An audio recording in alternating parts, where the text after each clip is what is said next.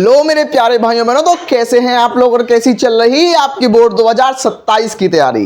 मैं आशा और उम्मीद करता हूं कि मेरे सभी प्यारे भाई बहन स्वस्थ होंगे, मस्त होंगे और अपनी बोर्ड 2027 की परीक्षा में व्यस्त होंगे। तो मेरे प्यारे भाई बहन, आप लोगों की भारी डिमांड पर मैं लेके आ चुका हूं हिंदी के टॉप 20 मोस्ट इंपॉर्टेंट टॉपिक्स। बिल्कुल, अगर आप हिंदी के अंदर 90 प्लस मार्क्स लाना चाहते हैं 2027 की बोर्ड परीक्षा में, तो बिल्कुल ये क्लास आपके लिए ही है। आज की क्लास के अंदर जो टॉपिक्स मैंने ले रखे हैं वो सारे टॉपिक्स मैंने पढ़े थे और मैंने खुद उन टॉपिक्स को पढ़कर यूपी बोर्ड क्लास 12 में डिस्ट्रिक्ट रैंक 4 गेन की है और यूपी बोर्ड में हिंदी के अंदर 94 नंबर 94 मार्क्स स्कोर किया है। तो आप भी इन सारे टॉपिक को देखना। मैं सारे टॉपिक आपके साथ वन बाय वन डिस्कस करूंगा। आगे बढ़ने से पहले मैं रिक्वेस्ट करूंगा कि अगर आप अपना 2027 बोर्ड देने वाले हैं तो हमारे चैनल को सब्सक्राइब कर लो। और मेरे प्यारे भाई बहन, मैं गुरुदक्षिणा के तौर पर चाहता हूं कि आप इस चैनल को अपने सारे दोस्तों को भी शेयर करना। शुरू कर देते हैं अपने टॉपिक्स को। टॉपिक हमारे क्या हैं, इन सारे टॉपिक को मैं आपको डिस्क्राइब भी करूंगा कि कौन कौन से टॉपिक हैं, उनके अंदर कौन से सब टॉपिक्स हैं। पूरा सिलेबस नहीं पढ़ना आपको 80% क्वेश्चन जो होते हैं वो फ्रीक्वेंट आस्क टॉपिक से आते हैं। वो ये सारे फ्रीक्वेंट आस्क टॉपिक्स हैं। क्या है फ्रीक्वेंट आस्क टॉपिक? पहले नंबर हम लोग डिस्कस करेंगे खंड का को। तो पहला होगा हमारे पास खंड का, और खंड का होगा 50 नंबर का। खंड का के अंदर 50 नंबर आपको मिलेंगे। और खंड खा भी आपके पास 50 नंबर का होने वाला है। तो खंड खा को करने के बाद आपको 50 नंबर मिलेंगे। मतलब 100 नंबर का पेपर होता है हिंदी का, 50 नंबर खंड का से और 50 नंबर आपको खंड खा से मिलेंगे। टॉपिक कौन से होंगे भाई और कितने नंबर के टॉपिक होंगे, आइए देख लेते हैं उनको भी। सबसे पहला टॉपिक हमारा फर्स्ट नंबर टॉपिक होगा बहुविकल्पी प्रश्न। और बहुविकल्पी प्रश्न आपके पास आएंगे 10 नंबर के आएंगे, 10 मार्क्स आपको देके जाएंगे। दूसरा क्वेश्चन आपके पास होगा गद्यांश। गद्यांश आपको आएगा और गद्यांश आपको 10 नंबर देके जाएगा, 10 मार्क्स देके जाएगा। गद्यांश से आपको 10 नंबर मिल जाएगा। और गद्यांश को कैसे सॉल्व करना है, वो सॉल्व करने की निंजा ट्रिक मैं आपके साथ डिस्कस करूंगा। तीसरा आएगा आपके पास पद्यांश। तो पद्यांश कैसे करें और इसमें आपको 10 नंबर कैसे लाएं, ये मैं आपको बताऊंगा। फोर्थ नंबर आपके पास आएगा लेखक का साहित्यिक परिचय। यहां पर आपको जीवन परिचय नहीं लिखना है, आपको क्लास 12 के अंदर साहित्यिक परिचय लिखना है, जो कि 5 नंबर का होने वाला है। छठवां नंबर जो होगा कवि का साहित्यिक परिचय होगा और उसमें भी आपको 5 नंबर मिल जाएंगे। पहला आपको लेखक का करना होगा, दूसरा आपको कवि का करना होगा। इसमें आपको कहानी मिलेगी, कहानी के अंदर 5 नंबर मिलेंगे। भैया कौन सी कहानी आपको तैयार करनी है, तो कहानियां भी मैं आपको बताऊंगा कि कौन कौन सी कहानी आपको तैयार रखनी है। खंड काव्य जो होगा वो 5 नंबर का होगा। बस अगर आप इतना कर लेते हो आपको 50 नंबर की गारंटी हो जाती है कि आपको 50 मार्क्स मिल जाएंगे।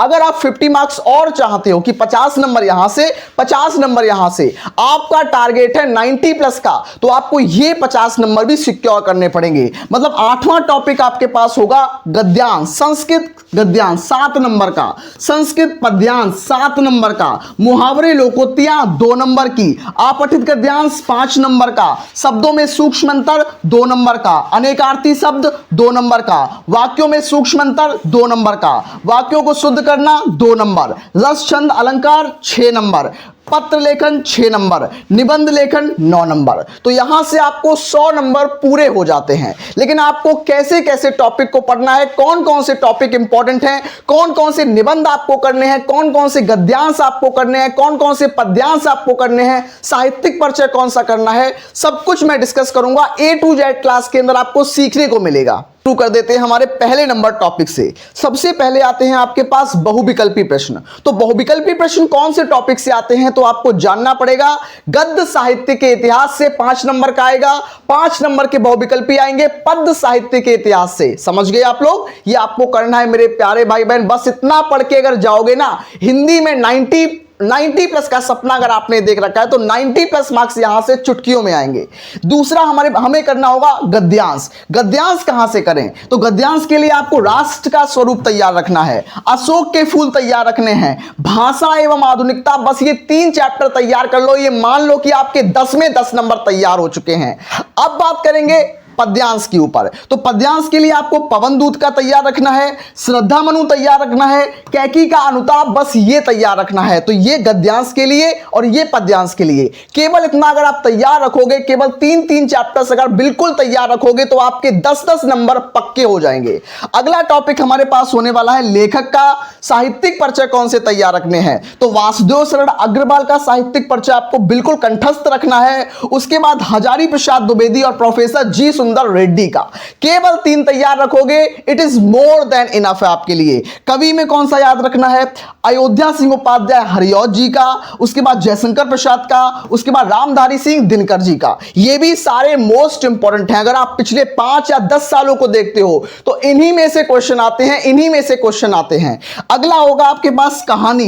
कहानी कौन सी तैयार की जाए, 5 नंबर पक्की करने वाली कहानी मैं आपको बता रहा हूं कि बहादुर कहानी तैयार कर लो, पंचलाइट कहानी तैयार कर लो। इसके बाहर से नहीं आने वाली बहादुर कहानी का सारांश तैयार कर लो, बहादुर कहानी का उद्देश्य तैयार कर लो, पंचलाइट का उद्देश्य, पंचलाइट का सारांश, बस इतना करना है आपको। लास्ट में खंड काव्य आता है और खंड काव्य जो होता है आपके जिले वाइज होता है, खंड काव्य जो होता है वो डिस्ट्रिक्ट वाइज होता है। तो खंड काव्य आप अपने स्कूल में जाकर पता करेंगे कि आपके जिले में कौन सा खंड काव्य चलता है। ये बातें याद रखना। मैंने यहां तक आपको बताया, अब मैं आगे वाले टॉपिक्स पर चलता हूं। आगे टॉपिक हमारा आ चुका है संस्कृत गद्यांश। बिल्कुल सही बात है और ये भी मोस्ट इंपॉर्टेंट टॉपिक है। संस्कृत गद्यांश 7 नंबर का आता है, 7 मार्क्स का आता है। कौन कौन से चैप्टर आपको तैयार रखने हैं, पहला है संस्कृत भाषाया महत्वम, it is most important chapter. उसके बाद महामना मालवीय, ये भी इंपॉर्टेंट चैप्टर है। जातक कथा, ये भी इंपॉर्टेंट चैप्टर है। तो अगर आप अपने संस्कृत गद्यांश में 7 नंबर पक्का करना चाहते हो तो आपको केवल इन 3 चैप्टर पर सबसे ज्यादा फोकस करना पड़ेगा।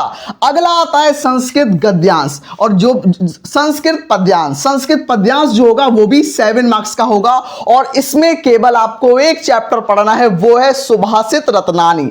बिल्कुल सही सुना आपने, सुभाषित रत्नानी चैप्टर पढ़ लोगे तो इसके 7 नंबर पक्के हो जाएंगे। अगला आपको समझना पड़ेगा हिंदी व्याकरण में। तो हिंदी व्याकरण में आपको मुहावरे देखने पड़ेंगे और सारी हिंदी व्याकरण का मैं वन शॉट लेके आऊंगा। उस वन शॉट के बाहर एक भी क्वेश्चन नहीं जाने वाला। भाई मुहावरे पढ़ने हैं, आपठित गद्यांश पढ़ना है, शब्द युग्म पढ़ना है, अनेक शब्दों के लिए एक शब्द पढ़ना है, वाक्य संशोधन पढ़ना है, पर्यायवाची शब्द पढ़ने हैं। बस यही आपको हिंदी व्याकरण में बेसिक चीजें पढ़नी है और इनमें से आधे से ज्यादा चीजें तो आपको पहले से ही आती होंगी। बिल्कुल सही बात है। रस छंद अलंकार में याद रखना है, रस में आपको करुण रस पढ़ना है। मैं ये बता दूं यहां से पक्के नंबर आपके 6 नंबर में पक्के करा दूं कि रस कौन से करने हैं, अलंकार कौन सा करना है और आपको छंद कौन सा करना है। ये देख लो एक बार, आप करुण रस कर लो, बीर रस कर लो, श्रृंगार रस कर लो, इसके बाहर क्वेश्चन नहीं आने वाला। अलंकार में कौन सा करना है, आपको उपमा अलंकार करना है, रूपक अलंकार करना है, उत्प्रेक्षा अलंकार करना है। हो गया काम आपका अलंकार में। छंद में आपको दोहा करना है, आपको चौपाई करनी है, ये भी बस हो गया। बस इतना करके जाओगे, जितना कम पढ़ोगे उतना अच्छे से आप रिवाइज कर पाओगे और जितना अच्छा रिवीजन आपका होगा उतना अच्छा आपका डिवीजन होगा। नेक्स्ट अगला हमारे पास आता है निबंध। अब सबसे पहले हम पत्र को देख लेते हैं और निबंध को देख लेते हैं। लास्ट टॉपिक हमारे हो चुके हैं। पत्र जो होगा वो 6 नंबर का होगा, 6 मार्क्स का होगा।